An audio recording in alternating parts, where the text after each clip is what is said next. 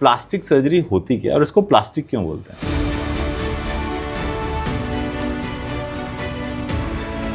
सबको लगता है प्लास्टिक सर्जरी का मतलब है बस सुंदरता से रिलेटेड है। वो बहुत ही छोटा पार्ट है प्लास्टिक सर्जरी का। तो ये सब सुश्रुत के समय से चल रहा था, मतलब बगल की टिश्यू को यूज करके आप नाक बनाते हैं। डायबिटिक्स में आमतौर पे देखा जाता है कि उनको सेंसेशन होती नहीं है, पता नहीं चलता है कि गर्म है, ठंडा है, चोट लग गई, कुछ नहीं पता चलता है। ब्लड सप्लाई गड़बड़ हो जाती है, ब्लड वेसल्स गेट अफेक्टेड। तो डू यू मीन कि जो डायबिटिक पेशेंट है उनको वॉक नहीं करना चाहिए? वॉक करना चाहिए पर रेस्ट लेके, लॉन्ग स्ट्रेचेस नहीं करना चाहिए। सो कभी किसी पेशेंट ने आपके रूम में आके पूछा कि सर कौन सी वाली प्लास्टिक लगाते हो? पेशेंट ने पूछा था कि आपने बोला प्लास्टिक सर्जरी करेंगे तो प्लास्टिक लगाइए, ये क्यों लगा रहे हैं? Collectively they all called as anti ageing surgery. चेहरे को अगर हम देखें तो ये ट्रायंगल जब यंग एज रहता है तो ये ट्रायंगल ऐसे होता है, जैसे उम्र बढ़ती है ट्रायंगल उल्टा हो जाता है। इसी को रिवर्स किया जाता है anti ageing. Peels is a good thing for a skin which does not have lot of melanin.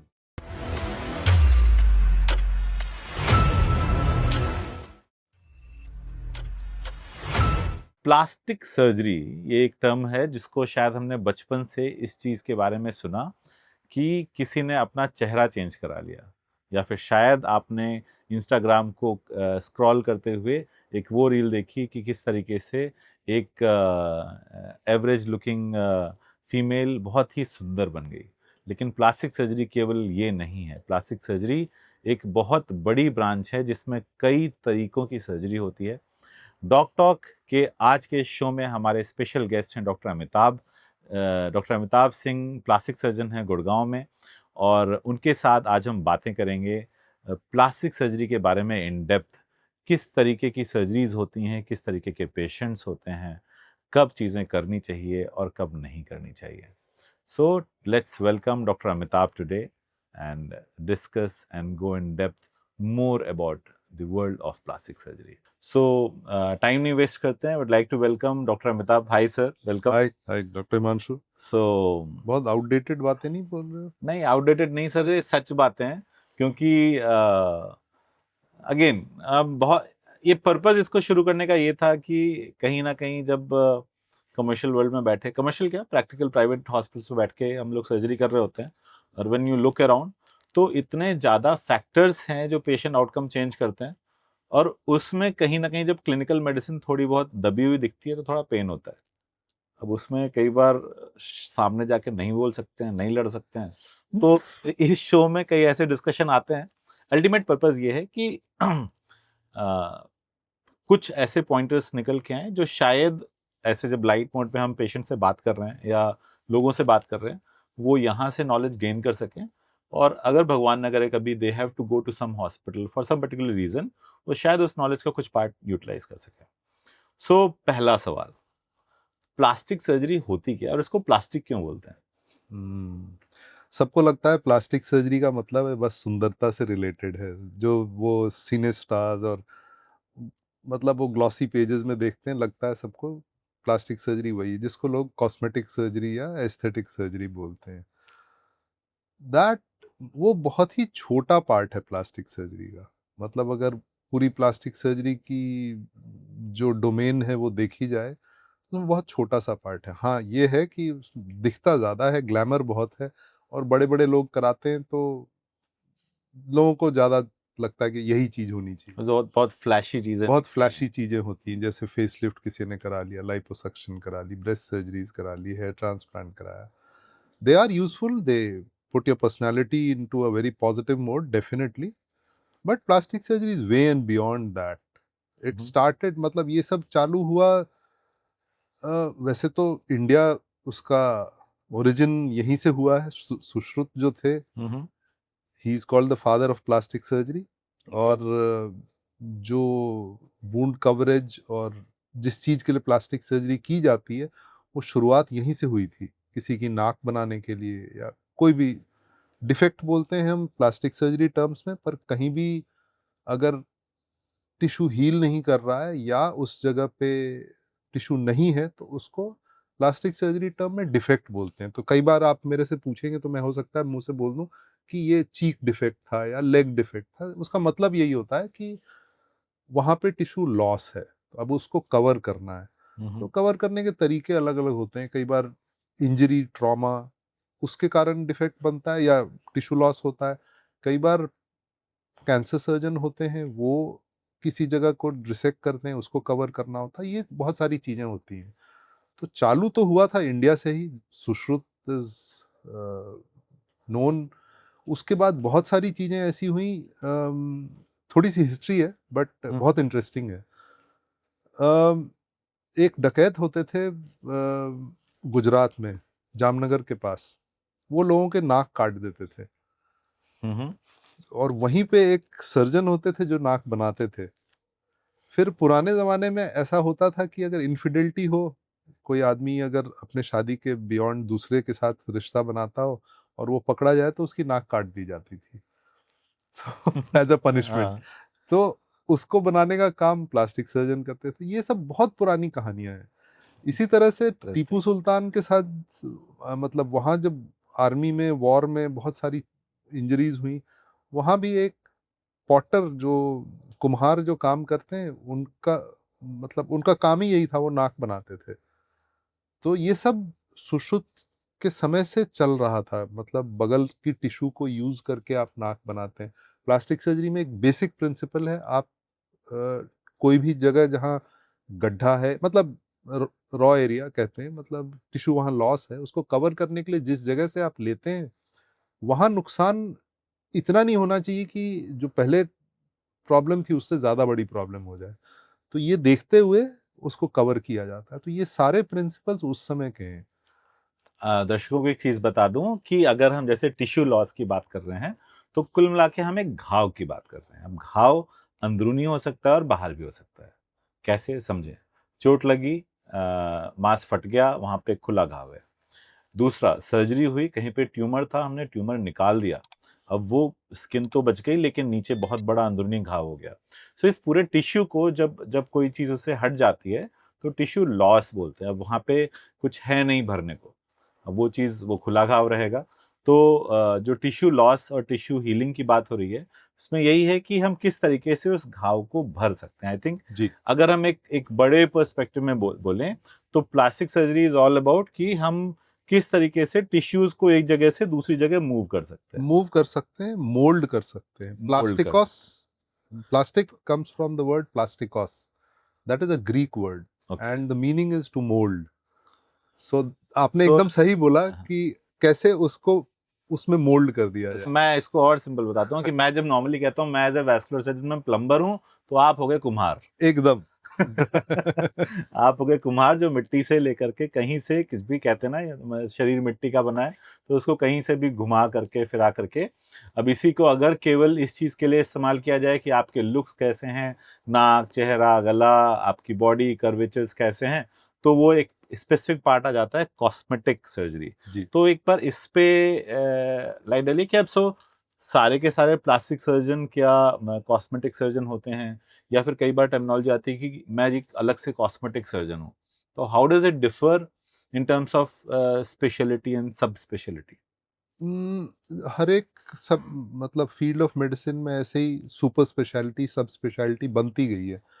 अब जो ज़्यादातर अगर हेयर ट्रांसप्लांट करते हैं जो प्लास्टिक सर्जन, या ज़्यादातर वो लाइपोसक्शन या बॉडी कंटूरिंग सर्जरी करते हैं, तो उनकी थोड़ी-सी एक्सपर्टीज़ उसमें बढ़ जाती है, तो नेचुरली उनके पास वो ज़्यादा वो करते हैं, वो वाले लोग भी ज़्यादा जाते हैं उनके पास, तो अपने को कॉस्मेटिक सर्जरी ब्रांड करके, एस्थेटिक सर्जन या कॉस्मेटिक सर्जन ब्रांड करके चलते हैं।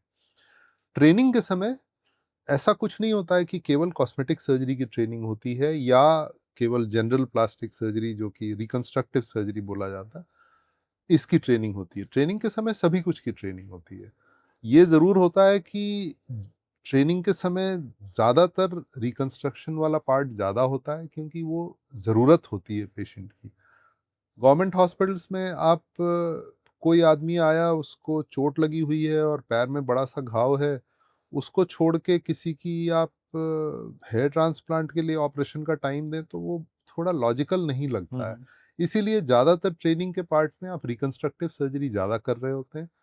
कॉस्मेटिक वाला थोड़ा बहुत होता है, वो बाद में लोग यूजुअली सीखते यूजुअली डिपेंडिंग ऑन कि आप किस तरीके की लाइफस्टाइल चाहते हैं, जी। आप किस तरीके का पेशेंट ग्रुप कैटर करना चाहते हैं, हाँ और आप प्लास्टिक सर्जरी का कितना डोमेन कवर करना चाहते हैं। जी, ठीक है, बहुत मुश्किल है सब कुछ कवर करना। आई थिंक मैं कोरिलेट कर सकता हूँ, क्योंकि वैस्कुलर सर्जरी में कुछ ऐसा ही है कि कुछ लोग हैं जो केवल वेरिकोज वेन ही करते हैं, जबकि कुछ लोग हैं केवल एओर्टा करते हैं, और कुछ लोग ऐसे हैं कि जो वैस्कुलर सर्जरी को ओपन, एंडोवैस्कुलर, डिफरेंट पार्ट भी प्रैक्टिस करते हैं। आपने एक बात बताई कि कैंसर में रोल ऑफ प्लास्टिक सर्जन, क्योंकि कई बार हम कैंसर में जब बात करते हैं तो टीम की बात होती है, और टीम में बात डिस्कशन होता है कि ट्यूमर बोर्ड है, और ऑन्कोलॉजिस्ट होंगे, रेडियोलॉजिस्ट होंगे, और फिर सर्जन होगा। कहीं ना कहीं सर्जन में वो एक एक बड़ा नाम होता है, और उसके behind the scene what is the role of plastic surgeon in cancer surgery and how important it is. Cancer surgery में बीमारी जो दिखती है, जो ऑपरेबल कैंसर, एक ब्लड कैंसर, वो जो दवाइयों से ठीक की जाती है वो अलग चीज़ हुई। पर अगर हम देखें किसी को जबड़े का कैंसर है, अंदर मुंह का कैंसर है, या ब्रेस्ट कैंसर है, इन सब चीज़ों को पहले पहले तो केवल सर्जरी की जाती थी। अब ये हो गया है कि मेडिकल ऑन्कोलॉजिस्ट कीमोथेरेपी देते हैं या दवाइयाँ देते हैं, उससे डाउन स्टेज होता है, रेडिएशन भी दी जाती है। तो ट्यूमर बोर्ड डिसाइड करता है कि भाई, ट्यूमर बोर्ड इसलिए की जाती है कि सब लोग मिल के डिसाइड करते हैं कि इसमें बेस्ट पेशेंट के लिए क्या होगा, पहले सर्जरी करनी चाहिए या डिजीज़ अभी एडवांस्ड है, आप सर्जरी करने जाएंगे तो आपको पूरी क्लियरेंस नहीं मिलेगी, तो उससे अच्छा आप पहले कीमोथेरेपी दें, उसको डाउनग्रेड करें, फिर ऑपरेट करें। तो ये सारी डिसीजंस ट्यूमर बोर्ड करती है, उसके बाद सर्जरी होती है। सर्जरी जब होती है तो अगर हम केवल इमेजिन करें कि एक जबड़ा पूरा निकल रहा है, नीचे का जबड़ा पूरा निकाला जा रहा है, तो फ्यूचर में उस आदमी का होगा क्या, वो कैसे खाएगा पिएगा, उस फंक्शन कैसे रहेगी। तो उसके लिए प्लास्टिक सर्जन रिकंस्ट्रक्शन करते हैं। रिकंस्ट्रक्शन में दो चीज़ें होती हैं, एक तो जबड़ा आप निकाल रहे हैं तो उसकी जगह हड्डी रिप्लेस करनी चाहिए, दूसरा दांत हट गया है तो दांत की रिहैबिलिटेशन होनी चाहिए। तो एकदम दो डायमेंशन हो जाती हैं। हड्डी रिप्लेस करने का तरीका ये होता है कि सीधा आप हड्डी कहीं से उठा के रख देते हैं, तो कोई ज़रूरी नहीं है कि वो हड्डी आपने जो रख दी वो बच जाएगी। हड्डी को उस जगह पे आके उसको ब्लड सप्लाई चारों तरफ से लेनी होगी जिंदा रहने के लिए। तो छोटा सा टुकड़ा हो तब तो वो सरवाइव कर जाता है, पर आमतौर पे जब कैंसर सर्जन ऑपरेट करते हैं तो छोटा तो नहीं, काफ़ी बड़ा सा निकलता है। क्योंकि आई थिंक उसमें टारगेट ये होता है कि कोई भी पार्ट छूट ना जाए, छूट नहीं राइट। जाए। कोशिश ये होती है कि आपको पूरी क्लियरेंस मिले, कोई ट्यूमर वहाँ छूट नहीं जाए, ट्यूमर सेल। तो जितनी ज़रूरत होती है उससे ज़्यादा वो निकालते हैं ऑब्वियसली रीज़न, और उसको एक चीज़ कहते हैं फ्रोज़न सेक्शन। उसी समय मार्जिन को लैब में, पैथ लैब में भेज के माइक्रोस्कोप में देखा जाता है कि अभी कोई ट्यूमर सेल अब तो मार्जिन पे तो नहीं है। वो बोल देते हैं कि नहीं, अब कोई ट्यूमर नहीं है, तो फिर देन रिकंस्ट्रक्शन चालू की जाती है। तो जैसा मैं कह रहा था कि अगर हड्डी बहुत बड़ी सी लगानी है तो उसकी अपनी ब्लड सप्लाई होनी चाहिए। तो पैर में दो हड्डियां होती हैं, जो बाहर वाली हड्डी होती है जिसको फिबुला बोलते हैं, वो निकाला जा सकता है। वो निकाल भी दें तो आज कुछ होता नहीं है। वो आदमी बाद में आराम से चल फिर सकता है, दौड़ भी सकता है कुछ समय बाद। तो उस हड्डी को उसकी ब्लड सप्लाई के साथ निकालते हैं, और जिस जगह पे हड्डी का डिफेक्ट, मतलब जहाँ जितना निकाल दिया गया, उस जगह लगाते हैं और उसकी ब्लड सप्लाई नेक में जोड़ी जाती है अंडर माइक्रोस्कोप। तो इसको माइक्रोवास्कुलर फ्री फ्लैप बोलते हैं।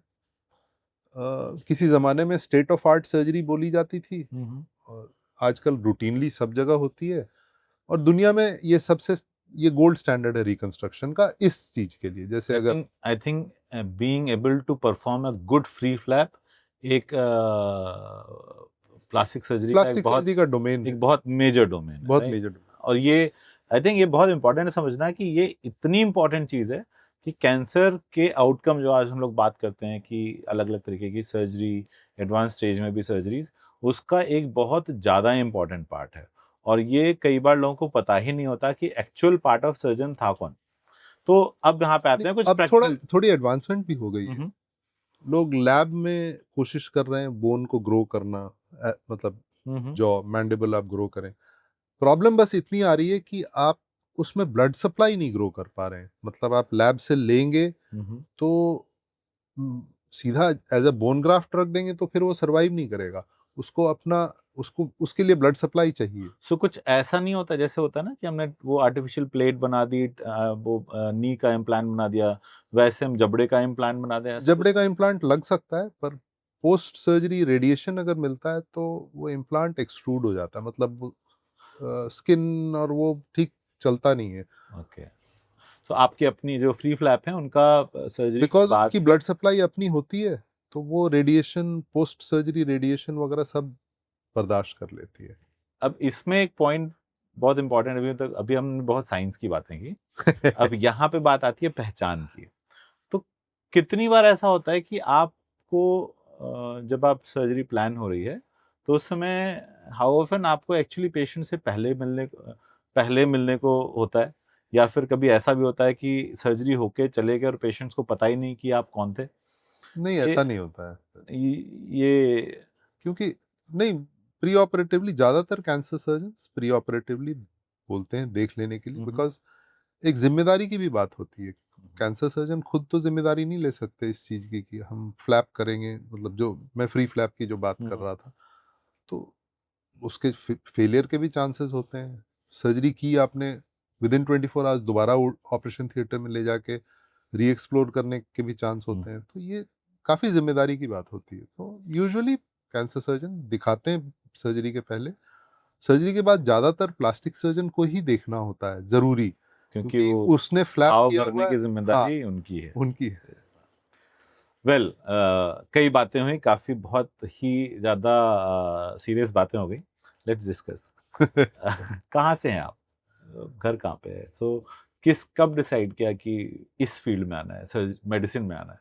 ये नहीं मालूम कब डिसाइड किया, क्योंकि जब मेरे ज़माने में दो ही चीज़ें थी, मैथ्स अगर ठीक से आता है तो आईआईटी के लिए तैयारी करो, नहीं तो फिर डॉक्टर और कुछ नहीं आता।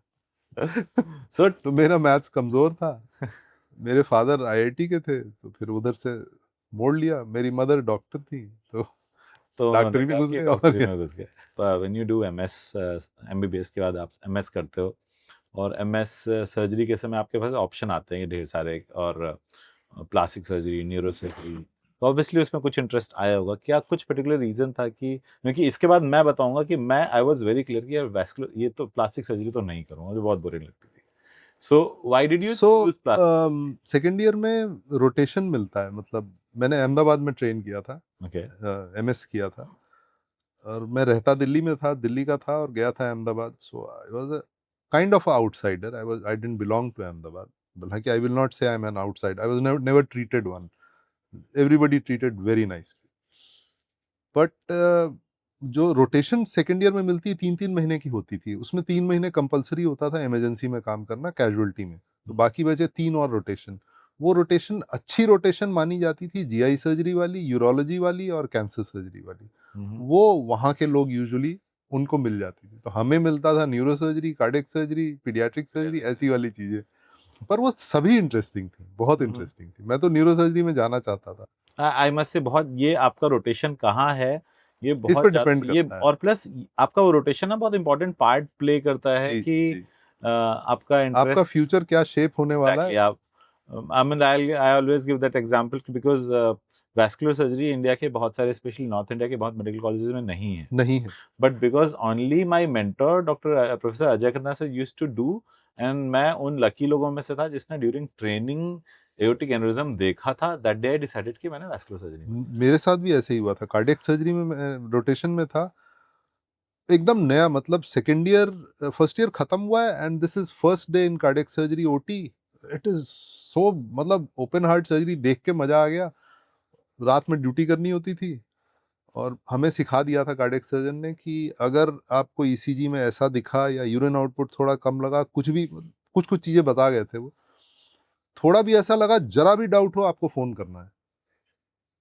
थोड़ी देर में, करीब 2 बज रहे होंगे, हम बैठ के देख रहे थे यूरिन आउटपुट कैसा है, ड्रेन में कितना है, सब कुछ parameters, potassium level, this that. तो कुछ गड़बड़ी लगी, हमने फोन कर दिया चीफ को। He didn't say a word, straight away he came, saw everything was okay, सब कुछ नॉर्मल था। हम लोगों को समझने में गड़बड़ी, हमें कुछ भी नहीं बोला, आके वहीं नीचे फ्लोर पे उन्होंने बिस्तर बिछाया, वहीं सोए। तो ये डेडिकेशन देख के, मतलब इट्स सो इंस्पायरिंग। या आई थिंक वो डेडिकेशन मैंने भी देखा है। पेशेंट डिटेल्स शेयर करना थोड़ा कॉन्फिडेंशियल होता है, लेकिन I remember a patient Covid time में, रिमेम्बर एक जिसकी ड्रेसिंग ऑलमोस्ट 2 महीने तक रेगुलर यूज टू डू, जिसको हुआ ब्लैक फंगस। हाँ, यस। मैंने सर की एक खासियत देखी है कि नॉर्मली मैं भी थोड़ा सा ही इंसान सीनियर होता है, तो अब आगे ना 2 टीम बना लेते हैं कि तुम चलो पहले साफ करो, फिर कोई आ रहा है, फिर चलो फिर मैं आकर के देखूंगा। I always seen him, he always try, जब भी हम चल रहे हैं तो sir is always he will have gloves in his pocket. और मुझे भी एक पेयर ग्लव सर ही देते हैं कि लो, और विल रिमूव, क्योंकि ड्रेसिंग निकालते समय आप देखते हो कि वो 3 दिन जब पेशेंट घर पे था तो वो ड्रेसिंग उसने रखी कैसे, उसके बाद फिर निकलने के बाद उस घाव का जो पहला लुक आता है वो, और उसके बाद उसको साफ करना।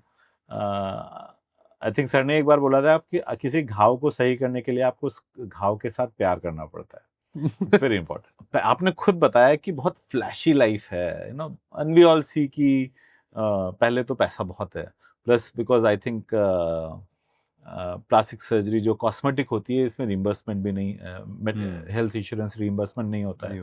तो why did you choose to be a reconstructive surgeon, being part of ये diabetic foot and cancer, and not choose कि केवल और केवल flashy और going for a hair transplant or breast augmentation और सारी सर्जरीज, कॉस्मेटिक सर्जरीज? बड़ा difficult है आंसर करना, पर ज्यादा इंटरेस्टिंग लगता है रिकंस्ट्रक्टिव, और कुछ नहीं, मोर चैलेंजिंग। इट सेटिस्फाइज हाँ, it your, satisfied, it looks like you have done a service to some, नहीं ऐसा नहीं है वैसे, ऐसा नहीं कि एस्थेटिक में आप सर्विस नहीं करते, बट मेरे को पसंद ज्यादा आई है। थिंक एज ए सर्जन मैं चीज समझ, मैं मुझे भी ये लगता है कि it kinds of gives you more satisfaction, job satisfaction अच्छा है कि वी आर एबल टू मेरे ख्याल ऐसा लगता होगा, तभी मैं इसी काफी गंभीर सर्जरीज की बात कर ली, बहुत फ्लैशी और नॉट फ्लैशी, बहुत सुंदरताओं की बात कर ली।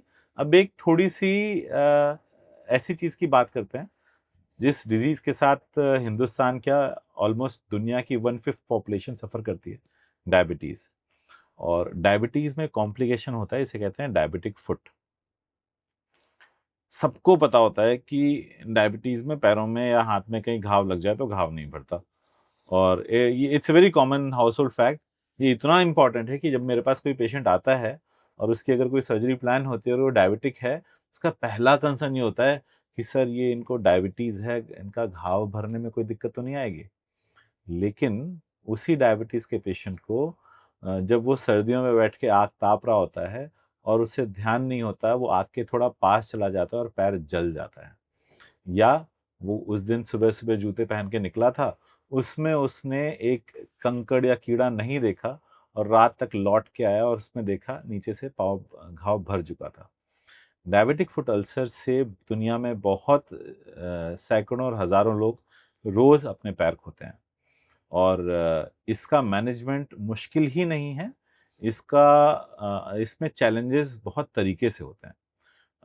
पेशेंट्स के पहुंचने के बाद फिर डॉक्टर्स की टीम के अंदर किस तरीके से कोऑपरेशन है और कैसे वो बेस्ट ट्रीटमेंट दे सकते हैं, वो एक बहुत बड़ा चैलेंज रहता है, और प्लास्टिक सर्जरी का आई थिंक इसमें बहुत बड़ा रोल रहता है। सर आप ये बताओ कि as a plastic surgeon diabetic foot management में आपका कितना रोल है, और how do you belong here in this niche area?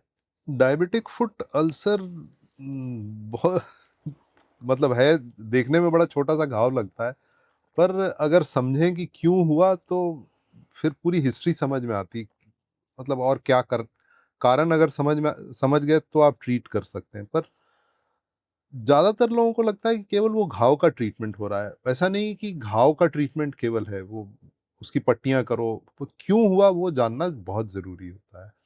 कई सारी चीजें इफेक्ट होती हैं डायबिटीज में। एक जैसा जो आपका फील्ड है, ब्लड सप्लाई गड़बड़ हो जाती है, ब्लड वेसल्स गेट अफेक्टेड।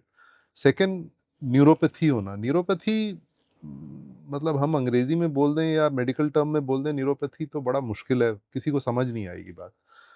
हम चलते हैं, हम पहले 4 पैर पे चलते थे, मतलब हम जब मंकी या जो भी, हमारी जो इवोल्यूशन हुई 4 पैर के बाद हम 2 पैर पे आए।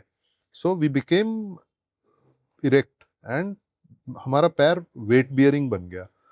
पहले वेट बियरिंग नहीं था, पहले दो आगे वाले से भी पर भी वजन आता था, अब वो वेट बियरिंग बन गया। हम पूरे अच्छे से पैर को देख नहीं पाते हैं हमेशा, तो इतनी फ्लेक्सिबिलिटी भी नहीं है कि हम पैर ऊपर करके देख लेते हैं, स्पेशली उम्र जब हो जाती है तो बहुत मुश्किल होती है। डायबिटिक्स में आमतौर पे देखा जाता है कि उनको सेंसेशन होती नहीं है, पता नहीं चलता है कि गर्म है, ठंडा है, चोट लग गई, कुछ नहीं पता चलता है। जैसे उम्र बढ़ जाती है आंखों से दिखता भी नहीं है ठीक से, कैटरैक्ट, कुछ कुछ प्रॉब्लम्स होती हैं। ये यूजुअली बाद में ही होता है, मैच्योरिटी ऑनसेट डायबिटीज ज़्यादातर होती है। इंसुलिन डिपेंडेंट डायबिटिक की बात नहीं कर रहा हूँ, मैच्योरिटी ऑनसेट डायबिटीज की, जो बाद में पता जो चलता एज है, के साथ एज के डेवलप साथ होती होता है। घुटनों में, जोड़ों में दर्द हो जाता है, पैर कोई मोड़ नहीं पाता है, तो घाव हो भी जाता है वो पता नहीं चलता है, निगलेक्ट हो जाता है।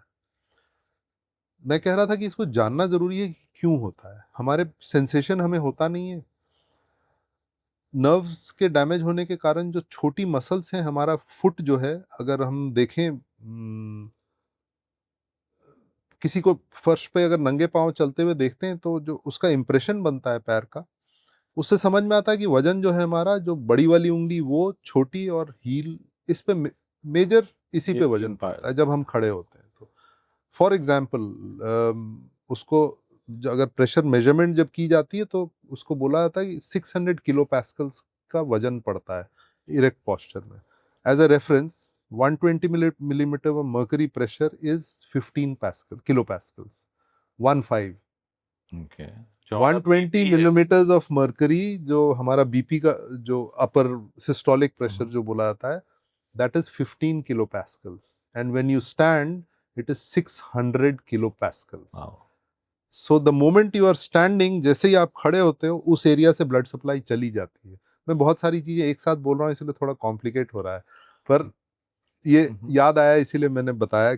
लोग कहते हैं कि खूब वॉक किया करो, करना चाहिए वॉक, पर जो डायबिटिक है और उसकी ब्लड सप्लाई कम है, अगर वो बहुत देर तक चलेंगे तो, क्योंकि पैर बार बार पड़ रहा है, तो उतनी देर के लिए, उस मोमेंटरी सेकंड के लिए ब्लड सप्लाई जा रही है, बट ये कॉन्स्टेंटली 1.5-2 घंटे तक होगा, तो उस एरिया का ब्लड सप्लाई जहाँ पे बहुत कम हो रहा है और प्रेशर पड़ रहा है वो काफ़ी कम हो जाता है। एंड रिपीटेड होने से ये जो अल्सर्स होती हैं, ये सब कुछ फ्रॉम विद इन बोला जाता है डायबिटिक फुट में।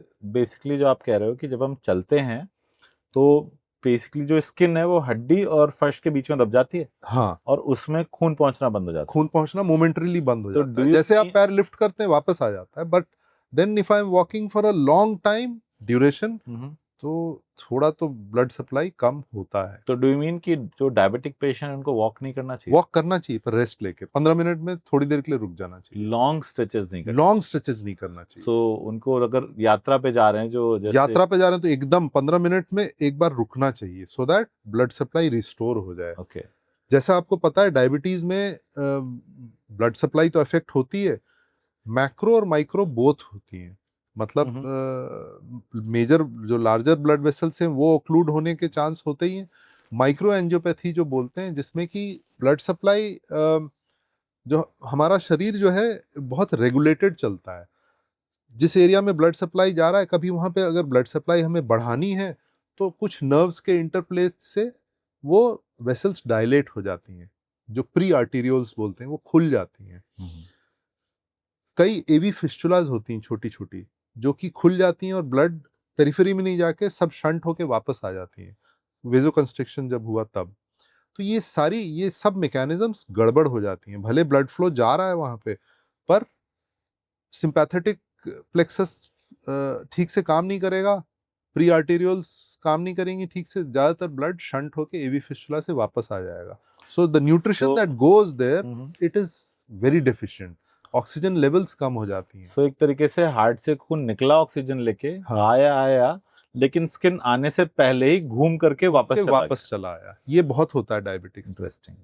तो तो इसका मतलब आपकी जो बड़ी ब्लड वेसल्स ओपन है वो तो ठीक है, वैस्कुलर सर्जन ने काम कर भी दिया, हाँ, लेकिन इसके बाद माइक्रो एंजियोपैथी जो होती जो है, स्किन के पास तक छोटी नसें आने वाली है, वहां पे नहीं पहुंच पा रहा है। नहीं पहुंच पाती है।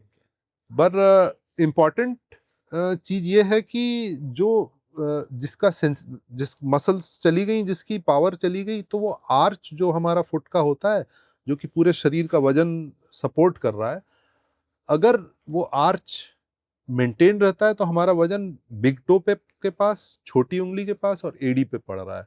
अगर ये आर्च कोलैप्स हो गया ड्यू टू सम रीजन, तो वजन जो बिग टो और छोटी वाली पे और हील पे पड़ रहा था, उसके अलावा सेकंड टो के पास पड़ने लगता है, थर्ड टो के पास पड़ने लगता है, जहां की स्किन उतनी मोटी नहीं है जितनी बड़ी वाली उंगली और छोटी वाली के पास में है, और वहां पे सेंसेशन है नहीं, धीरे धीरे रिपीटेड ट्रॉमा से वहां घाव बन जाता है, बहुत कॉमन है। सो अल्सर जो बनना होता है ये फ्रॉम विद इन आता है, बाहर से चोट नहीं लगी है। कई बार वो जो एस्थेटिक्स या पिक्चर्स में दिखता है, एक वो समंदर पे रेत पे चलते हुए पैर बने हुए होते हैं, हाँ वो आइडियल एक हील है आगे हाँ, और 5 उंगलियां और 5 थोड़ा सा उंगली। एक प्रॉपर शेप। खड़ाऊ जो होता है, हमारा खड़ाऊ जो होता हमारा था। खड़ाऊ जो होता है, हाँ तो वो अनफॉर्चुनेटली डायबिटिक पेशेंट्स में कई बार वो रह नहीं जाता है। हाँ और वो जो आर्चेस की बात कर रहे हैं कि वो जो प्रत्यंचा से धनुष जैसा चढ़ा होता है, कभी ये बहुत हाई हो जाता है, कभी लो, तो जो आपका प्रेशर पैटर्न है वो चेंज हो जाता है और उसकी वजह से घाव बनने के चांसेस। सो कभी किसी पेशेंट ने आपके रूम में आके पूछा कि सर कौन सी वाली प्लास्टिक लगाते हो? हाँ, मैं पूछा। मुझे सच में मुझे लगता था कि एक्चुअली प्लास्टिक सर्जन क्या कुछ प्लास्टिक लगाते हैं। दिस इज बिफोर मैंने जब मेडिसिन ज्वाइन की थी, कि एक्चुअली प्लास्टिक से क्या रिलेशन है, तब समझ में नहीं आता था कि इसका मतलब क्या है। सो कुछ मजेदार इंसिडेंट कभी किसी पेशेंट का? जब हम स्किन ग्राफ्ट करते हैं तो मतलब जिसका स्किन ग्राफ्ट होना है उसी के दूसरे बॉडी पार्ट से आप स्किन पतली सी निकाल के और लगाते हैं। तो पेशेंट ने पूछा था कि आपने बोला प्लास्टिक सर्जरी करेंगे, तो फिर मेरी चमड़ी यहाँ से आप, सर्जरी के पहले बताना तो पड़ता है कि हम यहाँ से लेंगे और इतना ऐसा स्कार आएगा, इतना टाइम लगेगा हील होने में। तो जब बता रहे थे उनको तो उन्होंने बोला आपने बोला प्लास्टिक सर्जरी करेंगे, आप प्लास्टिक लगाइए, ये क्यों लगा रहे हो? थैंक गॉड किसी ने ये नहीं बोला कि हम हिंदुस्तान है और हम गणेश जी के तरीके से हमारा, I think that was also kind of a plastic surgery also, है ना? दैट वाज बहुत, हाँ, है ना? तो कभी कुछ किसी ने ऐसा बोला कि सर इनका निकाल के वहां लगा दीजिए, या कुछ कुछ नहीं, मजेदार वो सी तो वो रिक्वेस्ट आई रूटीनली कभी? बोला जाता है, स्पेशली बच्चे जब होते हैं ना तो पेरेंट्स ऑफर करते हैं कि आप मेरा लेके लगा दीजिए। पर वो यूज तो होता है, आजकल होमोग्राफ्ट यूज करते हैं, रूटीनली यूज सो करते हैं। Can we actually take? No, so what happens is, अगर बहुत बड़ा एरिया बर्न्स का है तो उस रॉ एरिया को कंट्रोल करना जरूरी इसलिए होता है, जब भी रॉ एरिया होगा तो प्रोटीन लॉस होता रहेगा, इलेक्ट्रोलाइट इम्बैलेंस होता रहेगा, इन्फेक्शन होने के चांसेस होंगे, तो उसको कंट्रोल करके करने के लिए कवर करना जरूरी होता है। आप दूसरे किसी का ह्यूमन बीइंग, और जेनोग्राफ भी यूज किया जाता है, पर अगर दूसरे किसी का ग्राफ्ट यूज करते हैं उसको हम होमोग्राफ्ट बोलते हैं। वो रहेगा नहीं, वो रिजेक्ट कर देगी body, but you buy time.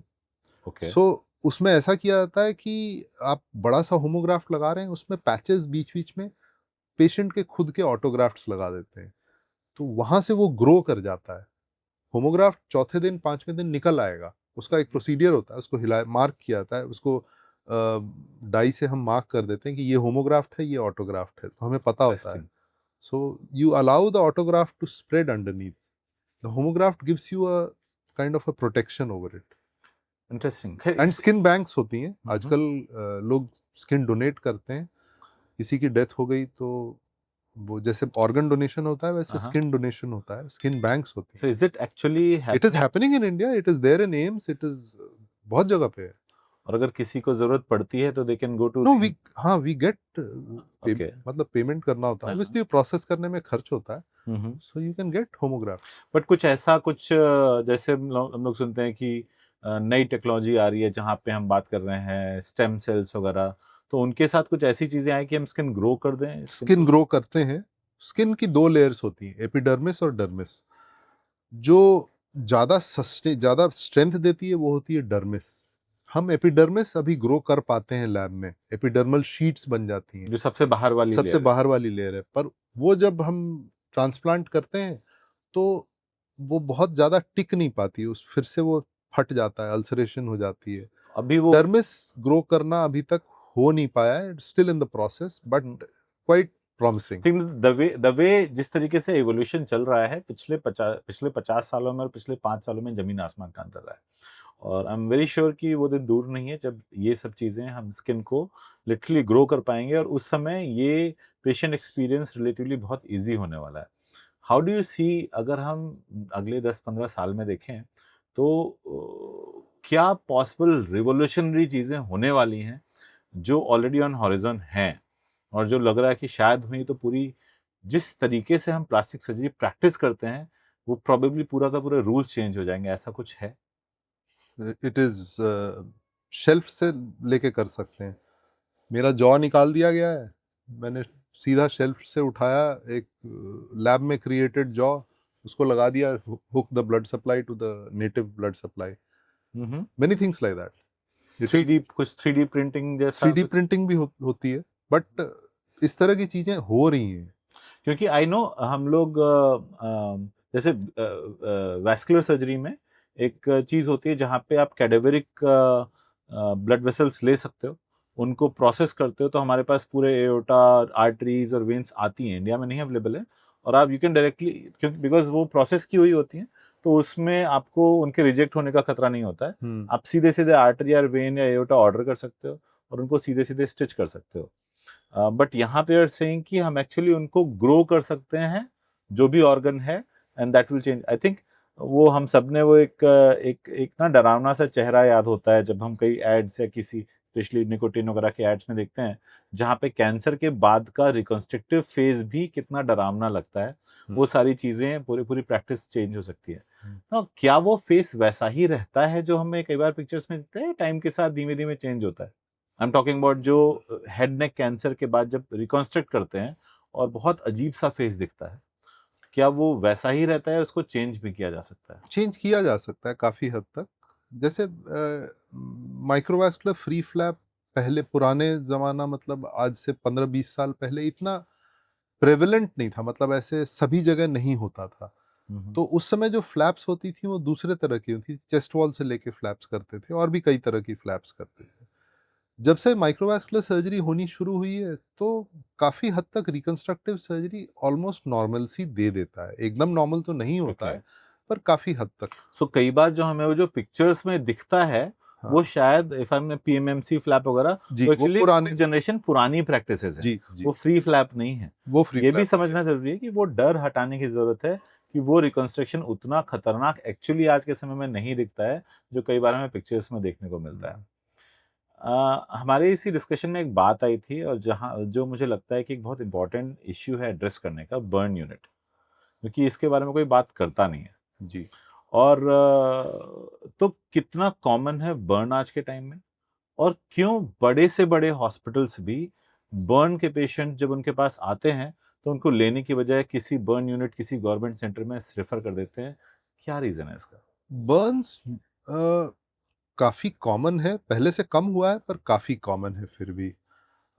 जिस सोसाइटी में गैस स्टोव अभी भी केरोसिन वाला यूज होता है और बैठ के जमीन पे खाना बनाया जाता है, जहाँ पे बहुत कॉमन है कि सामने कुछ डब्बा पड़ा हुआ है, कोई खाना बना रहा है और आगे बढ़ के उसको लेने की कोशिश की और चुन्नी में आग लग गई। ये सारी चीजें बहुत होती थी पहले भी, अब भी होती हैं, थोड़ा कम है पर होती हैं अभी भी। ये सब फ्लेम बर्न्स होती हैं, और जो गर्म पानी वगैरह से होता है उसको स्कैल्ड बर्न्स बोलते हैं, पर फ्लेम गर्म बर्न्स पानी, एसिड, जी, ये जितने बर्न्स होते जितनी हैं। बर्न्स होती है। बर्न्स का ट्रीटमेंट बहुत महंगा पड़ता है, इसलिए क्योंकि बहुत ज़्यादा ड्रेसिंग मटेरियल की ज़रूरत पड़ती है, मेडिकेशंस बहुत ज़रूरत पड़ती है। अगर रेस्पिरेटरी बर्न्स है, हमें रेस्पिरेटरी बर्न्स उसको बोलते हैं जैसे हम बंद कमरे में, अगर आग लग गया है कहीं, हम बंद कमरे में हैं, हमें बर्न्स हो गया और हम उसी गर्म धुएं को अंदर ले रहे हैं, तो हमारा पूरा जो सांस लेने का एरिया है वो भी जल जाता है। तो ऐसे में हम आगे जाके हमारी सांस रुक जा सकती है। तो इस पेशेंट को वेंटिलेटर पे रखना और ये सब चीज़ों की ज़रूरत पड़ती है, तो एक अलग आईसीयू की ज़रूरत पड़ती है। तो ये मिला-जुला के बहुत महँगा हो जाता है। बर्न्स पेशेंट में बहुत सारा घाव रहता है और इन्फेक्शन होने के चांसेस बहुत होते हैं। तो और हॉस्पिटल में हमेशा हॉस्पिटल एक्वायर्ड जो बैक्टीरिया होती हैं वो इन्फेक्ट कर देती हैं, और drug resistant, multi drug resistant bacteria बहुत होती हैं। तो कोई भी हॉस्पिटल ये चाहता नहीं है कि उसका फ्लोरा इतना, या उसके आईसीयू में कोई बर्न्स पेशेंट रहे, तो या तो बर्न्स यूनिट हो तो ठीक है, नहीं तो सिंगल बर्न्स पेशेंट रख के बाकी पेशेंट्स को रिस्क बहुत बढ़ जाता है, It's- क्योंकि वो ड्रग रेजिस्टेंट बैक्टीरिया बहुत होने का चांस होता है। एक बर्न के पेशेंट को मैनेज करना बहुत एक छोटे मोटे हॉस्पिटल चलाने लायक डिफिकल्ट हो जाता है। अगर बर्न यूनिट है तो सभी बर्न्स वाले पेशेंट। सो अगर किसी को कभी जरूरत पड़ती है, भगवान ना करे कभी जरूरत पड़े, तो फिर कैसे, क्योंकि नॉर्मली तो होता है ना कि सबसे पहला क्वेश्चन कि अगर किसी को हो तो बेसिक उपाय क्या करना चाहिए सो दैट वो चीजें कम हो सके, थोड़ा सा डैमेज, और उसके बाद हाउ टू अप्रोच, कहाँ जाना चाहिए अगर बर्न है तो। सबसे पहली चीज तो बर्न्स अगर छोटी है, जैसे हाथ में जल गया, पटाखे से जल गया, या कहीं पे साइलेंसर से जल गया, तो पानी से running water is the best thing. It takes away the heat. जो लेटेंट हीट है उसकी वो चली जाती है। बर्फ नहीं, रनिंग वाटर, चलते पानी में वॉश सो करना चाहिए। बर्फ नहीं। बर्फ नहीं, बिकॉज वो कोल्ड अलग इंजरी करती है। Running water is best, it takes away the heat. Okay. तो बोला जाता है पोर वाटर ओवर बर्न्स, ये एक स्लोगन था किसी जमाने में, अभी भी बोला जाता है। उसको वॉश करना काफी देर तक जरूरी होता है, और केमिकल बर्न्स होता है तो बोला जाता है आधे घंटे तक धोते रहिए। जरूरी है कि वो सब वॉश आउट हो जाए, जितना जो केमिकल सब है। आई ये थिंक छोटे बर्न्स के लिए हुआ। बर्न्स ज्यादा है, जिसको परसेंटेज में अगर 15% 10% से ज्यादा बर्न्स है, तो उस पेशेंट को, बच्चे में 10% बोला जाता है, एडल्ट्स में 15-20% से ज्यादा होता है, तो फ्लूइड की बहुत जरूरत होती है। तो वो इंट्रावीनस, मतलब आईवी लगा के जो ग्लूकोज चढ़ाया जाता है, वो देना बहुत ज़रूरी है। आपका आउटकम बहुत डिपेंड करता है कि आप पहले 12 घंटे में आपकी फ्लूइड फ्लूइड रिससिटेशन कैसी रही। अगर आपको फ्लूइड टाइम पे नहीं मिला है तो आपका आउटकम खराब हो सकता है। बहुत सारी चीज़ें depend. So I think as a general surgeon that reminds me कि जब हम बीएचयू में थे तो शायद वो पहली वैस्कुलर सर्जरी होती थी, वेनिसेक्शन, विनिसेक्शन। वीनस कट डाउन, क्योंकि उसमें जो नॉर्मल हम लोग कैनुला लगाने की बात करते हैं वो कैनुला ही नहीं लगता है, क्योंकि पूरी बॉडी जली पड़ी है, तो जली उसमें पड़ी है और सब और वेसल्स सब कोलैप्स, कुछ वेन्स कोलैप्स। इतना फ्लूइड लॉस हो चुका है, तो हमें एक्चुअली कट करके पैर में या जहाँ पे पॉसिबल हो वहाँ पे ब्लड वेसल्स को निकाल करके और उसके अंदर कैनुला लगाते थे सो दैट हम फ्लूइड दे सकें। सो कोई ऐसी interesting, not interesting actually, patients के साथ की स्टोरीज इंटरेस्टिंग नहीं होती हैं, या तो हैप्पी होती हैं, सैड होती हैं, कोई ऐसी स्टोरी जो which is stayed with you even for last few decades? मैं ट्रेनिंग में था, मेरे खुद, मतलब I was part of the team, but वो देख के बहुत अच्छा लगा था। एक इंजीनियरिंग स्टूडेंट थे, उनकी कुछ वो कर रहे थे अपने प्रैक्टिकल्स में या कुछ, दोनों अंगूठे कट गए उनके। अंगूठा कट जाना मतलब आप फिर कुछ नहीं कर सकते हैं। एकलव्य। एकलव्य। और उनका थोड़े दिन के बाद एग्जाम था, तो प्लास्टिक सर्जरी से you can transfer the toe, second toe to the thumb. पैर का अंगूठा हाथ में। पैर की उंगली हाथ में लगा के आप अंगूठा बना सकते हैं। उसको ट्रांसप्लांट किया, मतलब ट्रांसफर किया गया, उसको टो ट्रांसफर बोलते हैं। And he wrote his exams and he cleared his engineering. क्या बात है! तो एक्चुअली ये वो गणेश जी के लेवल की प्लास्टिक सर्जरी हो गई। हाँ, सो अगेन मैं बार बार से उसी चीज पे बहुत सारी चीजें इस घूम के आ तरह, रहा हूँ। जैसे कोई रोड ट्रैफिक एक्सीडेंट होता है, उस कई बार आपने देखा होगा एक्सीडेंट के बाद उसका हाथ नहीं उठ रहा है, ब्रेकियल प्लेक्सस इंजरी होती है। हमारे शरीर में जो भी चीज मूव करती है मांसपेशियों की वजह से होती है, मसल मूव करते हैं तब होता है। मसल को कमांड ब्रेन देता है। That command goes to the muscles through certain structures which are called nerves. अगर नर्व कट गई या चोट लग गई उसको, तो मसल मूव नहीं करेगा। तो जो स्पाइन से नर्व्स निकल के ये हाथ पूरा अपर लिम्ब में जो नर्व्स जा रही हैं, वो यहीं से जाती है, एक छोटी सी जगह से। वो motorcycle accident, two wheeler accident में बहुत इंजर होने के चांसेस होते हैं। वो इंजरी हुई तो रिकवरी अपने आप हो गई तब तो अच्छा है, नहीं तो सर्जरी करके की जाती है। वो बहुत रिवॉर्डिंग होता है अगर वो वापस पूरा आ जाता है तो। आई एग्री, क्योंकि किसी का मतलब जिंदा रहते हुए भी उसके हाथ नहीं चल रहे हैं, तो बट ऐसा नहीं है, कहते हैं कि जब हम पढ़ते थे बेसिक मेडिकल में कि कुछ बॉडी के पार्ट्स और टिश्यूज ऐसे होते हैं जो ग्रो नहीं करते हैं। तो अगर नर्व्स डैमेज हो गई एक बार, ठीक है, स्पेशली जैसे इस तरीके से ट्रॉमा में, तो उनको कितने टाइम तक दोबारा सही किया जा सकता है, रीऑपरेट कर सकते हैं? सो नर्व सर्जरी 6 महीने के अंदर अगर करें तो ही रिजल्ट्स आती हैं। जो हमारी नर्व्स होती हैं वो मसल में जो घुस रही हैं वो एक इलेक्ट्रिकल सॉकेट की तरह है, उसमें रिसेप्टर्स होती हैं। ये जो रिसेप्टर्स होती हैं अगर उस पे इलेक्ट्रिकल सिग्नल्स नर्व में जो कंडक्शन हो रही है, जो नर्व स्टिमुलस नर्व सिग्नल्स अगर नहीं जा रही हो, तो 6 महीने में उसकी तादाद 50% से कम हो जाती है। हम्म। तो 6 महीने के बाद अगर आप सबसे अच्छी सर्जरी भी करें तो भी क्योंकि रिसेप्टर्स वहाँ हैं ही नहीं, आपका नर्व इम्पल्स जाके वो मसल में पहुंच ही नहीं पाएगा। इसीलिए बोला जाता है अगर ऐसी नर्व इंजरी होती है तो 6 महीने के अंदर अंदर ये सर्जरी कर देनी चाहिए आइडियली। ये टर्मिनोलॉजी कंफ्यूज करती है। अब nerve nerve surgery plastic surgeon करता है कि न्यूरो सर्जन करता है? दोनों करते हैं, ऑर्थोपेडिक सर्जन भी करते हैं।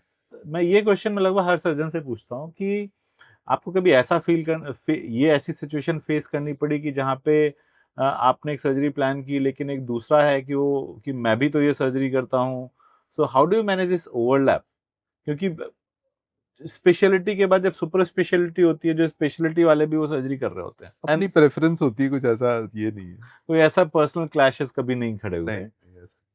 आई थिंक हिंदुस्तान में उस पॉइंट से मैं हमेशा कहता हूँ कि there is so much of population, और पॉपुलेशन ब्रिंग्स कि इतने ज़्यादा लोग सफ़र कर रहे हैं कि इसमें, और डॉक्टर्स के नंबर इतने कम है रिलेटिवली, कि उसमें लोगों को लगता है, लेकिन कोई ऐसा इंटेंशनल इंटर डॉक्टर्स टसल होता है नहीं।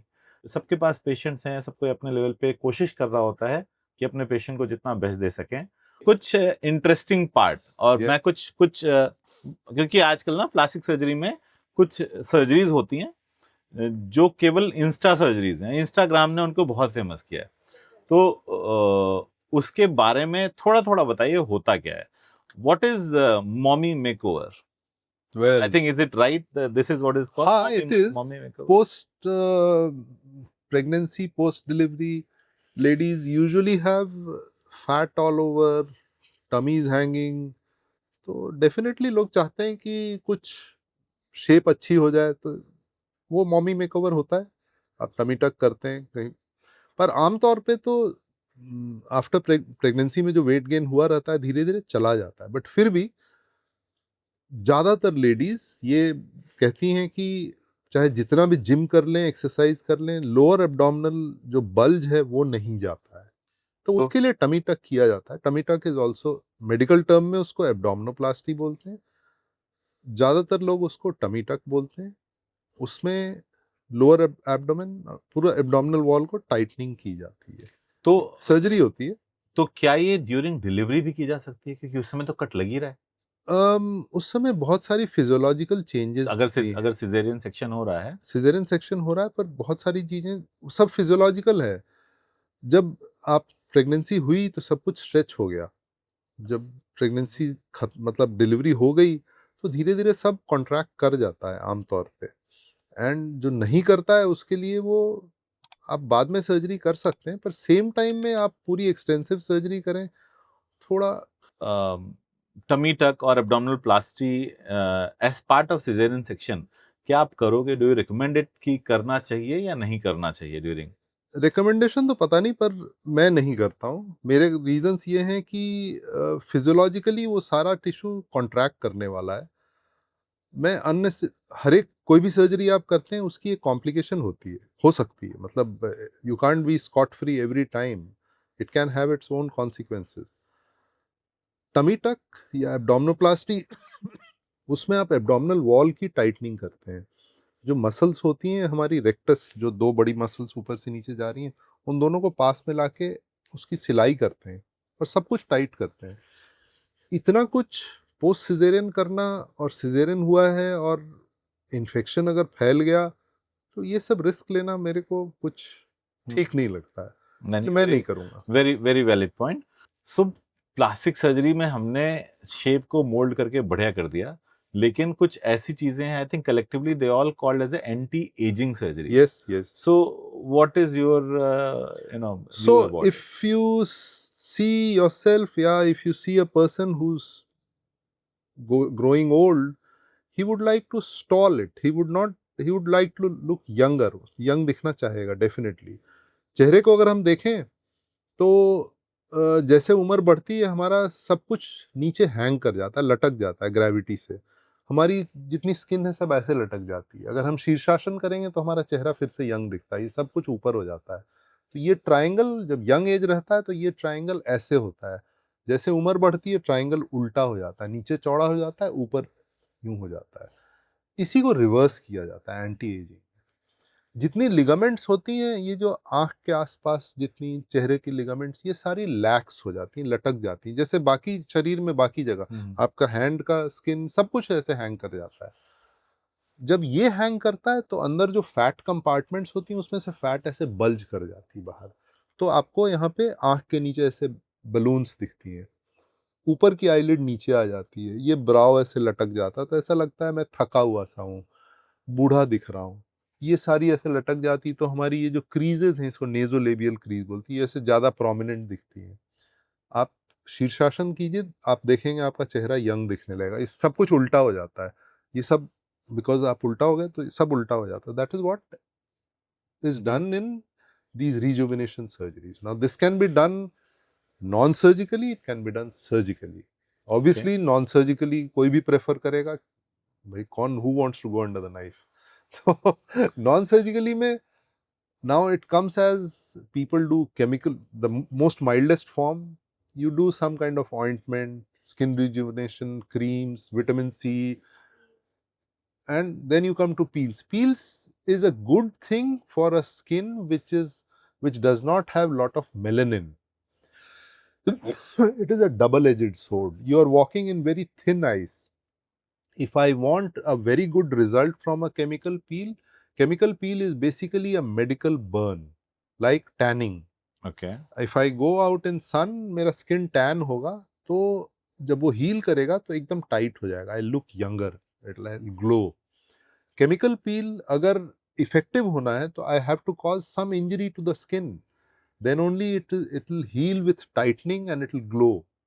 Okay. New tissues come up. But will it also cause Now, pigmentation? if my chemical peel becomes deeper, I'll get pigmentation. Okay. In the pigmented skin, जो यूरोपियन या white skin में ये कम होता है, तो केमिकल पील वहाँ बहुत चलता है। इवन लेजर रिजुविनेशन वहाँ बहुत होता है। इंडियन स्किन में थोड़ी डिफिकल्टी हो जाती है बिकॉज हाइपर पिगमेंटेशन, ये पैचेस आने के चांस ज्यादा होते हैं। Similarly when you have these creases on the forehead, आंख के पास ये these are signs of ageing. You don't want them, you don't want any, यहाँ पे लटका हुआ सब कुछ ऐसे ऐसे क्रीजेस दिखने लगती हैं। So for these creases you can use some kind of muscle paralysis. हम हमेशा ऊपर देखने, मतलब फ्राउनिंग कर रहे होते हैं, ऊपर देख रहे होते हैं आंख ऐसे करके, तो ये धीरे धीरे because of prolonged muscle activity ये क्रीजेस बन जाती हैं। मसल ऊपर जा रही है, उसके परपेंडिकुलर ये बनती है। सिमिलरली यहाँ पे बन जाती है। तो यहाँ बोटॉक्स यूज होता है, you can use that, but Botox is temporary, 6 महीने के लिए काम करेगा। क्या बोटॉक्स करता क्या है? Botox is it's a botulinum toxin, it's clostridium bacteria होता है, उसका टॉक्सिन होता है, वो मसल को पैरालाइज कर देता है। But it is in a very medically controlled way. अगर उसको थोक में आप लेने तो you will die, but Okay. because it's a toxin, it's a botulinum toxin, it comes from Clostridia. It was once said 3 point, exact मेरे को figure याद नहीं है, but 3.7 kilograms of botulinum can devastate a whole area. मतलब it is so so it is a very micro कुछ use होता है। So it's injected in that It's particular injected muscle, in that और muscle, को relax करता muscle को वो paralyse कर देता है। Okay. तो आपके रिंग, ये जो क्रीजेस हैं वो चली जाती हैं। So actually botox is not to tighten one, it's actually to relax and give a better shape. So people play with it, like हमारे आईब्रोज नीचे लटके हुए हैं, people want कि मेरा eyebrow, for aesthetic sense, if you look at your eyebrows and divide it into 3, the outer 1/3 is usually up the inner 2/3 is इधर और बाहर वाला ऊपर होता है। तो आप अगर इसको ऊपर करना चाहते हैं eyebrows, that is done by Botox.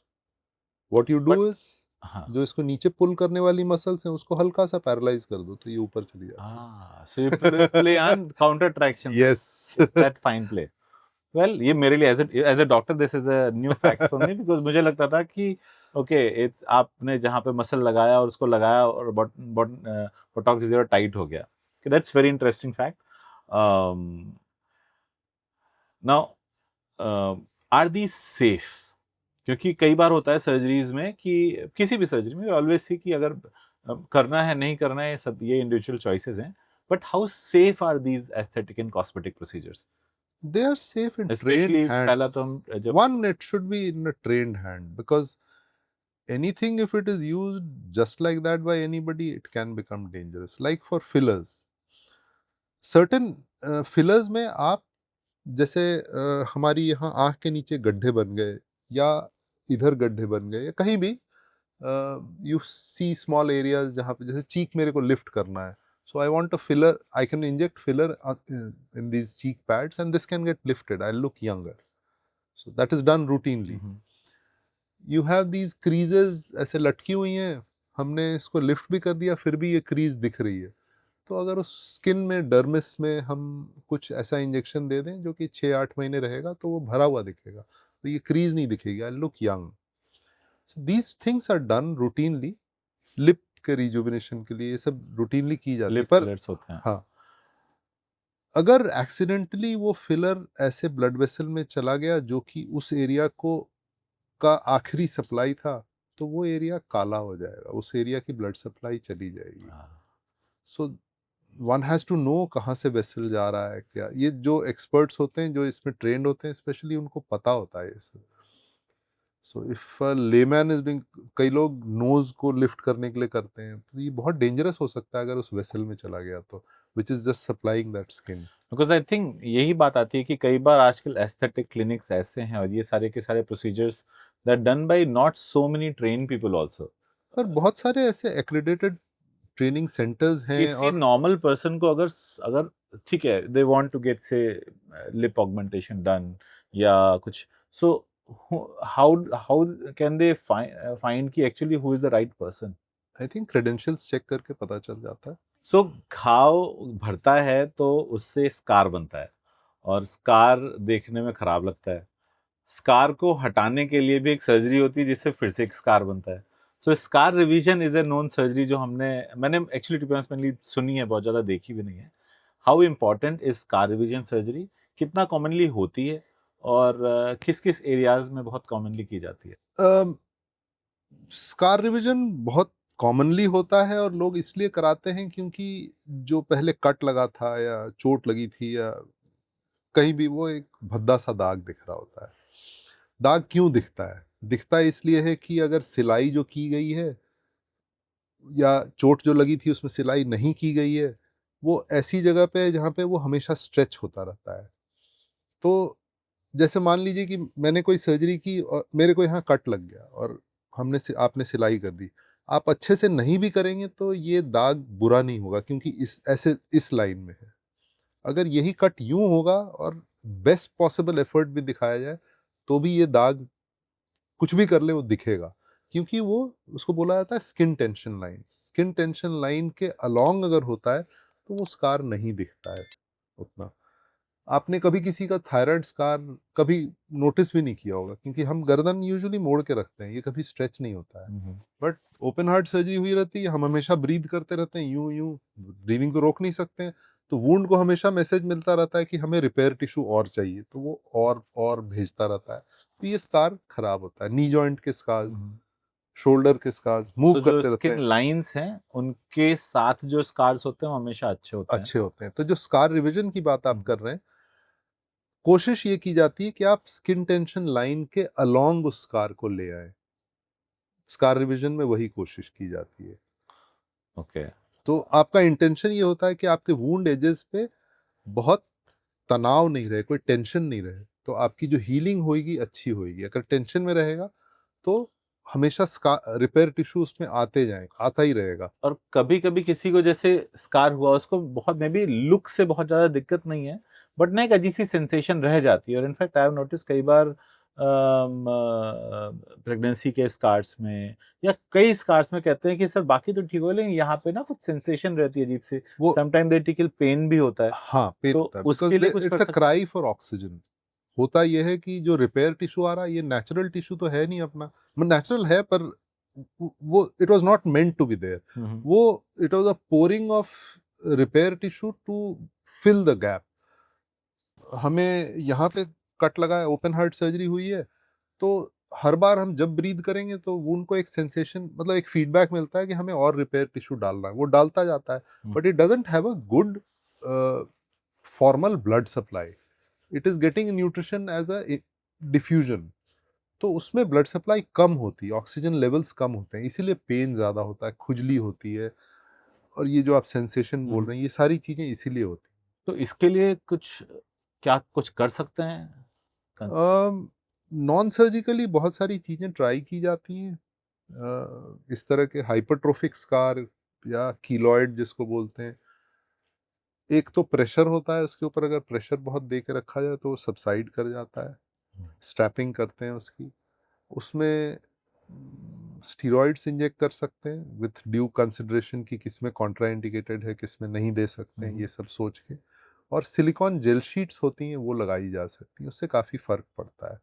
कुछ नहीं होता है तो फिर पूरे को रिवाइज करते हैं, पर जब रिपेयर करते हैं तो ये ध्यान में रखना होता है कि वो टेंशन में नहीं बंद हो, पर अगर टेंशन वाली जगह है तो आप रिपेयर कर भी देंगे तो दोबारा से हो जाएगा, तो ऐसे में सर्जरी अवॉइड करते हैं।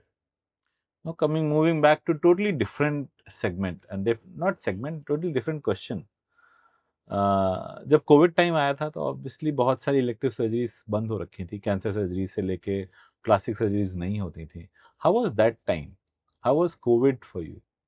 क्या किया उस समय? मतलब do used to do surgeries या कम थे या कुछ अलग नहीं, तरीके की सर्जरीज तो सर्जरीज कम थी? थी, बहुत कम थी, पर यह है कि पहले जैसे इतने रोड ट्रैफिक एक्सीडेंट्स में फेशियल ट्रॉमा वगैरह आता था, वो बहुत कम हो गया था, पर फिर भी आते थे और बहुत मुश्किल होती थी सर्जरी करने में, क्योंकि वो पूरा वो फुल जो सूट पहन के वो सर्जरी करनी होती थी। हमें बहुत सारी चीज़ें, जैसे मुझे याद है 2 पेशेंट्स ऐसे थे जिनमें ऑर्बिट का फ्रैक्चर था, और वो करने के लिए हमें मैग्नीफाइंग लूप्स पहननी होती हैं सर्जरी करते समय। तो वो पूरा तामझाम लूप पहन के, और वो पहनना वो बड़ा, और गर्दन मुड़ी रहती थी कि मतलब वो 2-3 घंटे की सर्जरी में हालत खराब हो जाती थी। तो अच्छा हुआ कि सर्जरी नहीं कर रहे थे। सो लेजर्स का यूज प्लास्टिक सर्जरी में कहाँ होता है? लेज़र बहुत जगह पे यूज़ होती है प्लास्टिक सर्जरी में। वन बहुत common usage is hair removal, not removal, hair reduction बोलना चाहिए। हम्म। क्योंकि आप पूरे बाल जाते नहीं है, हेयर का साइकिल होता है। एक साइकिल होता है जिसमें कि हेयर एक्टिवली ग्रो कर रहा होता है, तो उस समय वो लेज़र से गिरेगा, पर 30% of the hair is in a sleeping state, hmm. तो वो उस पे कोई असर नहीं होगा लेज़र का। तो आपको 6 हफ्ते बाद दोबारा करना होगा एक सिटिंग, सो दैट वो जो स्लीपिंग वाले जग गए होंगे तो उनको मारने के लिए। तो it is called hair reduction, never hair removal. But eventually can you achieve कि वो नो हेयर वाला स्टेट विद ऑलमोस्ट हो जाता है, बट एकदम नहीं सो होता है। बार बार जो वैक्सिंग? और उसकी भी बड़ी इंट्रिकेसीज हैं। अगर आपका लेज़र का डोज कुछ कम हुआ तो वो जो पतली वाली हेयर होती हैं वो आने लगती हैं, कुछ कुछ होता है, but the experts can say, I am not an expert for that. But here reduction के लिए लेज़र बहुत यूज़ होता है। दूसरा यूजेज होता है for facial rejuvenation, for the skin tightening, tightening के स्किन लिए, टाइटनिंग के लिए, स्किन स्किन टाइटनिंग। टाइटनिंग के लिए। एंड बहुत इंपॉर्टेंट यूज होता है for vascular malformations, capillary angiomas and all, पर बहुत कम जगहों पे होता है वो। सो इंडिया में which are the centres which actually do very high end cosmetic, जैसे लेजर्स की बात करें, क्योंकि जितनी मेरी बेस्ट नॉलेज में I don't know very very common centres which do it. नहीं, बहुत सारे हैं, कॉस्मेटिक क्लिनिक्स हैं जो लेजर्स करते हैं। सो प्लास्टिक सर्जरी का एक डिस्कशन अगर नहीं हुआ तो क्या हुआ? लाइपोसक्शन, क्योंकि सबको अपने आप अपना मोटापा कम करना है और वो बहुत जल्दी से और जादू से करना है। लाइपोसक्शन एक ऐसा टर्म है, शायद हाउस होल्ड में बहुत ही कॉमनली नोन है। तो डॉक्टर अमिताभ, लाइपोसक्शन सर्जरी क्या है, कितनी सक्सेसफुल है, कितनी सेफ है, कब करनी चाहिए और कौन से पेशेंट्स होते हैं जहाँ पे हम नहीं करनी चाहिए?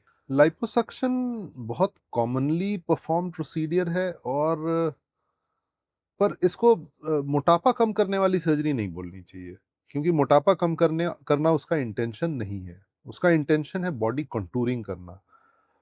इनफैक्ट लाइपोसक्शन से बहुत अच्छी कंटूरिंग हो सकती है। कोई आदमी स्लिम ट्रिम है पर सिक्स पैक नहीं है, तो उसका सिक्स पैक बनाया जा सकता है। कोई लेडी अगर उसकी शेप थोड़ी सी यहाँ इधर उधर फैट है, उतना निकाल के बहुत अच्छा शेप बनाया जा सकता है। हर एक चीज का, आर्म्स का हो, एब्डोमेन का हो, थाइज का हो, सब कुछ। बचपन में शायद पहली सर्जरी जिसके बारे में मैंने समझा था, कुछ बहुत आइडिया हुआ था, प्लास्टिक सर्जरी थी। वो कैसे? क्योंकि उस सीरियल में एक कैरेक्टर था जिसकी डेथ हो गई और फिर वो अचानक से वापस से आया किसी दूसरे चेहरे के साथ, और दूसरे चेहरे के साथ, और बताया ये गया कि वो प्लास्टिक सर्जरी करा के आया। सो डॉक्टर अमिताभ, क्या एक्चुअली ऐसी कोई सर्जरी होती है जहाँ पे आप गए और पूरा का पूरा आप गए राजेश खन्ना और बन के आप देवानंद बन के निकले? नहीं, ऐसा नहीं होता है, पर अगर आप इमेजिन करें कि आपकी चिन है, ये दोनों मैलर एमिनेंस बोलते हैं, अगर यहाँ पे आप इम्प्लांट लगा देते हैं, ये ऊंची हो जाती है, ये बड़ी हो जाती है, तो आपका चेहरा बदल जाता है। या आपकी नाक थोड़ी सी ऑगमेंट कर दें, बड़ा कर दें, चेहरा बदल जाता है। या इधर कोई फिलर डाल दें, तो you become different. But do actually people, मतलब not routinely, but do actually people get surgery done to change their identity? And I don't think ऐसा होता है, पर ये है कि कुछ लोग जैसे राइनोप्लास्टी कराने आते हैं, नाक अपनी ठीक कराने, उनको अपनी नाक लंबी लगती है, पर एक्चुअली में उनकी चिन बहुत रेट्रूडेड होती है, तो आप चिन इम्प्लांट डालते हैं उसको नॉर्मल करने के लिए। तो you explain to the patient कि आप, नाक आपकी लंबी नहीं है, ये पीछे है, इसीलिए आपको लग रहा है ऐसा। जब उनको करके दिखाते हो तो फिर उसको समझ में आता है कि हाँ, ये मतलब इट वाज नॉट कि माय नोज वाज लॉन्ग, या मे बी थोड़ा बड़ा, थोड़ा सा छोटा करो और इसको बड़ा करो तो आप नॉर्मल दिखते हो। Interesting. So but by that plastic surgery जब ये चीज़ें करते हैं, क्योंकि बहुत कॉमन है, सो फिलर्स, फिल्टर्स और सब कुछ परमानेंट और कुछ temporary, do have any idea कि इससे आपका actual facial profile 3D recognition change होता है? ये मुझे आइडिया नहीं है, पर कुछ क्योंकि तो चेंजेस इट बी हो ही जाते इंटरेस्टिंग टू नो कि आपका, और अगर कोई इंटरेस्टेड हो तो please do put in comments कि 3D आप किसी ने प्लास्टिक सर्जरी कराने के बाद क्या आपके एप्पल आईफोन ने खुलना बंद कर दिया क्या? क्योंकि फेशियल रिकग्निशन ये इसलिए भी इंपॉर्टेंट समझूंगा क्योंकि going forward facial recognition system बहुत ज़्यादा इंटीग्रेट किया जा रहा है, और कहीं ना कहीं मुझे लगता है कि जब ये चीज़ें चेंज होंगी, अभी इसको मेडिको लीगली बहुत ज़्यादा इंपॉर्टेंट नहीं लिया जा रहा है, लेकिन टाइम के साथ जैसे जैसे चीज़ें फेशियल रिकग्निशन और इस पे ज़्यादा मूव करेंगी, वहाँ पे इन सर्जरीज के रजिस्ट्रेशन, प्रॉपर डॉक्यूमेंटेशन और प्री एंड पोस्ट की भी आई थिंक जो मेडिको लोग लीगल इंपॉर्टेंस फेस बढ़ेगी। पे, जो लोग फेस के मोल वगैरह निकलवाते हैं, वो लिखवा के तो जाते हैं कि ये हमारा निकाला गया है, क्योंकि पासपोर्ट में जो पिक्चर है उसमें मोल अगर दिख रहा है और बाद में नहीं दिखता है तो फिर वो गड़बड़ हो जाती है, तो वो लिखवा के जाते हैं। सो दैट डॉक्यूमेंटेशन प्रॉब्ली हाँ। नीडेड। कंजेनिटल बर्थ डिफेक्ट्स बहुत पेनफुल सिचुएशन होती है कभी बच्चों में, ऐसी चीज़ें देखना कि 1 साल या 6 महीने या 2 महीने के बच्चों में किसी सर्जरी की ज़रूरत पड़ रही है, और कभी वो ऐसी चीज़ कि शायद भगवान ने इसे बनते समय परफेक्ट नहीं बनी, या कुछ फंक्शन लिमिट हो रहा है ऐसी चीज़ों से। सो डॉक्टर अमिताभ, क्या आप अपनी प्रैक्टिस में डू यू सी किड्स, बच्चों में कुछ सर्जरीज होती हैं जिनको कॉमनली किया जाता है, और कौन सी वो सर्जरीज हैं, कुछ इसके बारे में बताएंगे? हाँ, होता है, कई सारी सर्जरीज होती हैं, और बच्चे लाए जाते हैं, बहुत बार दुखी रहते हैं माँ बाप, और माँ को बहुत बार दोष दिया जाता है इसके लिए। ऐसा होना नहीं चाहिए, पर क्लेफ्ट लिप एंड पैलेट बहुत कॉमन बर्थ डिफेक्ट है, जिसमें कि होठ कटा हुआ होता है बच्चा जब पैदा होता है, या उसकी उसका तालू बीच से स्प्लिट होता है। ये सारी चीज़ें सर्जिकली ठीक की जा सकती हैं, मतलब धीरे धीरे करके, कई स्टेजेस में होती है, पर ये सब कुछ ठीक हो जा सकता है। उंगली जैसे एक उंगली ज़्यादा हो या एक कम हो, बहुत सारी चीज़ें आप सर्जरी से ठीक कर सकते हैं। एक कॉमन चीज है जो मुझे याद है, इसे टंग टाई बोलते हैं। सो टंग टाई का एक्चुअली कोई कैसे पता चलता है, और इसका एक्चुअली सर्जिकल सॉल्यूशन है? सर्जिकल सॉल्यूशन बहुत सिंपल है, टंग टाई रिलीज करना है, बहुत सिंपल। बच्चा बोल नहीं पाता ठीक से। इनफैक्ट कई बार ये समझ में नहीं आता है कि बच्चा बोल क्यों नहीं रहा है। हाँ, so this is normally tongue tie is identified by कब कब देखा जाए या ये कैसे? माइलस्टोन्स होती हैं बच्चों की, कि वो पापा बोलना जो शुरू करता है 4-6 महीने 8 महीने से, जो और मोनोसिलेबल्स पे आता है, मतलब एक एक हम्म। वर्ड बोलता है, फिर तो वो प्रोग्रेस नहीं कर रहा है, तब समझ में आ जाता और क्लिनिकली, अगर क्लिनिकली नहीं हो, अगर घर पे समझना हो तो क्या बच्चा जीभ है। जी, को पूरा चेक बाहर नहीं करें? निकाल पाता है, सो रुकी अगर रहती बच्चा है। जीभ पूरी, छोटा बच्चा है, हाँ, बोल नहीं पा रहा है और जीभ पूरी बाहर नहीं निकाल पा रहा है, तो ये हाँ, पॉसिबली टंग टाई हो सकता है। टंग टाई हो क्या ये सकता है। बहुत मेजर सर्जरी है? नहीं, बहुत मामूली सी सर्जरी है। बस एक नॉलेज ना होने की वजह से कई बार हाँ, हाँ, this delays that. It's very important to understand, क्योंकि छोटे से बच्चे को अगर वो बोल नहीं पा रहा है और एक छोटी सी सर्जरी के साथ उसकी बोलने का प्रोग्रेशन वापस आ रहा है, तो nothing like that. So I think ये छोटे छोटे जॉयज होते हैं किसी भी सर्जन की लाइफ में, जिसके अचीवमेंट्स के बारे में शायद वो सर्जन ही समझ पाता है। पेशेंट के लिए जी प्रॉब्लम थी, मैं सही हो गया और चले गए घर, और शायद वो किसके साथ शेयर करे। As a surgeon I can correlate with these kind of small little joys. वो एक छोटे से घाव को जो सालों से नहीं भर रहा था और आपने एक फ्लैप करके भर दिया, वो एक टूटी हुई हड्डी, जो जो मैल यूनाइटेड हड्डी की वजह से वो इंसान हमेशा अपंग की तरीके से चल रहा था, और आपने एक छोटी सर्जरी करके उसको सही कर दिया, और now he is walking free of that walking stick. Plastic surgery एक चेहरा बदलने वाली बहरूपीय वाली सर्जरी नहीं है। प्लास्टिक सर्जरी एक केवल और केवल एक वो सुंदरता का जो एक पैमाना बनाया हुआ है और उस तक पहुंचाने वाली केवल एक वो सर्जरी नहीं है, वो भी है। प्लास्टिक सर्जरी बहुत बड़ी है। It involves life saving surgeries like surgeries in trauma, जहाँ पे बहुत हाथ, कटे हुए हाथ को वापस जोड़ना, कटे हुए पैर को वापस जोड़ना। लाइफ प्लास्टिक सर्जरी उन सर्जरीज में से है जो कैंसर सर्जरीज की सक्सेस को डिफाइन करते हैं। प्लास्टिक सर्जरीज उन सर्जरीज में से है जो आपकी फंक्शनैलिटी को डिफाइन करते हैं। आप जिसका हाथ नहीं चल रहा था, उसके हाथ को वापस चलाया जा सकता है, उसको डिफाइन करते हैं। And at the end plastic surgery is about being a perfect kumhar. So thank you doctor Amitabh. I am ending with this, जिससे हमने शुरू किया था कि to define a plastic surgeon as a kumhar, वो मुझे आज की कन्वर्सेशन में बहुत बढ़िया टर्मिनोलॉजी मिली है। Thank you and very it's much, thank always you been for lovely being with you, learning from you, watching you, और thank you for coming on our show. Thank you for having me, thanks a lot.